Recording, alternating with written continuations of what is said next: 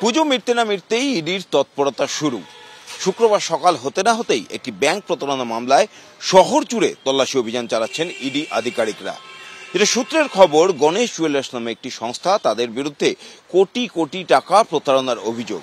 ED সূত্রে খবর, এই গণেশ জুয়েলার্স বিভিন্ন ব্যাংক থেকে ঋণের নামে কোটি কোটি টাকা নেয় এবং নিয়ে সে ব্যাংকগুলির সঙ্গে প্রতারণা করে। আর সেই মামলাতেই শুক্রবার সকাল হতে না হতেই শহরের বিভিন্ন ঠিকানায় ছড়িয়ে পড়ে তল্লাশি অভিযান শুরু করেছেন ইডি আধিকারিকরা। আমি যেখানে রয়েছি সেটা ভবানীপুর থানা এলাকার শরৎ বোস রোড।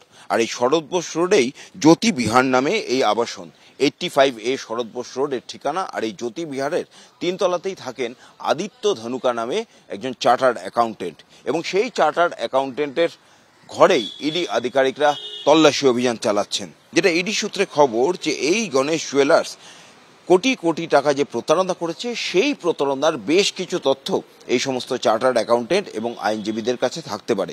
যেটা ইডি আধিকারিকরা মনে করেছেন যে এই গণেশ জুয়েলার্সের হয়ে এই চার্টার্ড অ্যাকাউন্টেন্ট এবং আইনজীবীরা তারা এই প্রতারণা করতে সাহায্য করেছে, বিভিন্ন জাল নথিপত্র তৈরি করতে সাহায্য করেছে, এবং সেই কাজে তারা কিভাবে করেছে আর কারা কারা আছে এসব জানতেই কিন্তু আজকে মূলত এই অভিযান। ক্যামেরায় সন্দীপ পালের সঙ্গে ব্রতদীপ ভট্টাচার্য, এবিপি আনন্দ, কলকাতা।